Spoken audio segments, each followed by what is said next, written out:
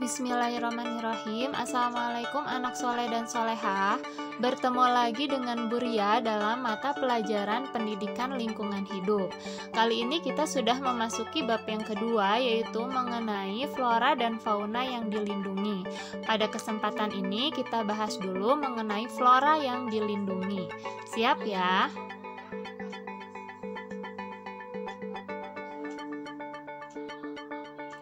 Tahukah kamu, Indonesia diberkahi Allah dengan hutan-hutan tropis yang terluas dan beragam flora dan fauna di dunia.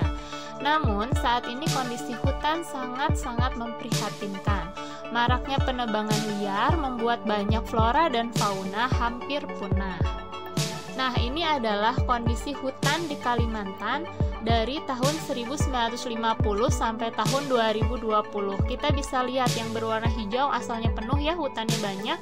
Semakin kesini semakin berkurang hingga 2020 terlihat jelas hutannya hanya sedikit ya dari yang seharusnya. Nah, pemerintah berusaha untuk mengatasi hal tersebut dengan mengeluarkan berbagai peraturan dari mulai undang-undang, peraturan pemerintah, peraturan menteri mengenai flora dan fauna yang dilindungi.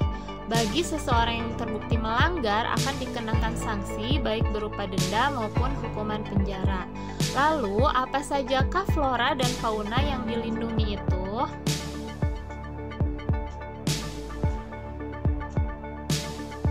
Nah, flora langka yang dilindungi yang pertama adalah bunga Rafflesia arnoldi. Ini adalah bunga terbesar ya. Bunga ini merupakan bunga langka yang hanya terdapat di Indonesia. Itu sebabnya bunga ini dimasukkan dalam kategori flora yang dilindungi.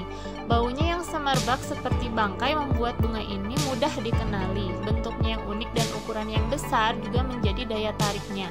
Bunga ini banyak tersebar di hutan Jawa Barat, Jawa Tengah, Sumatera, dan Taman Nasional Meru Betiri dan Taman Nasional Bogor. Yang kedua adalah bunga kantung semar. Nah, ini gambarnya ya. Kantong semar juga merupakan salah satu flora yang dilindungi dari kategori bunga. Jumlahnya yang terus berkurang membuatnya masuk dalam kategori langka dan terancam punah. Bunga yang bersifat karnivora ini tersebar di daerah hutan hujan tropis alami seperti di Sumatera dan sebagian Kalimantan. Namun keberadaan kantong semar juga bisa dilihat di beberapa taman nasional dan juga cagar alam. Beberapa juga ada yang dikembangkan di taman botani beberapa kampus di Indonesia. Jadi ini tumbuhan kantong semar ini merupakan tumbuhan karnivora, artinya dia memakan serangga, mengambil nitrogen dari serangga ya. Kemudian yang ketiga, tanaman enau atau aren. Nah, ini gambarnya. Jika dilihat secara sekilas, enau atau aren mirip dengan pohon kelapa, namun sebenarnya berbeda, karena batang enau lebih banyak ditutupi serabut. Buahnya juga tidak sebesar buah kelapa, lebih cenderung seperti buah pada palem yang kecil bergerombol. Nah, nektar dari bunga buahnya itulah yang bisa dijadikan sebagai gula, yang kita kenal dengan gula aren ya. Hanya saja saat ini enau juga sangat terancam keberadaannya karena pembukaan lahan hutan. Hingga saat ini populasinya di hutan Kalimantan dan Sumatera semakin berkurang. Maka tumbuhan inilah termasuk tumbuhan yang dilindungi pemerintah.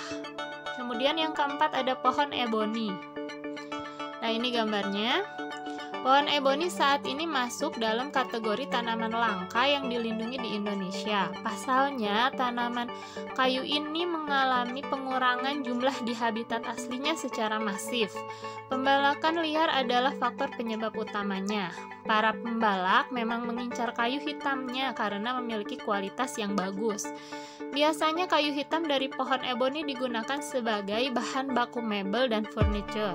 Harga kayu hitam eboni bahkan lebih mahal dari harga kayu jati. Kemudian yang kelima ada pohon cendana. Nih ya. Pohon yang mempunyai aroma khas ini dieksploitasi sebagai campuran parfum, aromaterapi, dan bahan pembuatan dupa. Karena tidak seimbang, maka kondisinya makin memprihatinkan. Apalagi tanaman ini tergolong tanaman parasit yang hanya bisa hidup dengan menempel pada tanaman lainnya, sehingga flora yang dilindungi ini sulit dikembangbiakan dan sangat terancam punah. Nah, yang keenam adalah pohon damar. Eksploitasi dan pembalakan juga menjadi penyebab pohon damar terancam punah. Di habitat aslinya di Papua, damar hanya tinggal beberapa persen saja. Tanaman yang dilindungi ini mampu tumbuh setinggi 60 meter dan diameter 2 meter. Damar juga mempunyai kualitas kayu yang bagus dan kualitas yang super, sehingga damar banyak ditebang untuk dijadikan bahan baku mebel dan furniture. Karena tumbuhnya yang lambat, maka upaya pelestarian damar juga sulit mencapai target tahunan, sedangkan pembalakan liar di luar sana terus terjadi. Nah, oke. Itu tadi 6 contoh tanaman yang dilindungi oleh pemerintah karena keberadaannya langka, ya. Nah, sekarang tugasnya coba carilah 5 flora lainnya yang dilindungi di Indonesia dan juga jelaskan mengapa flora tersebut dilindungi. Siap ya, tugas silahkan posting di Classroom. Semoga materi ini bermanfaat. Kita sambung lagi minggu depan. Wassalamualaikum warahmatullahi wabarakatuh.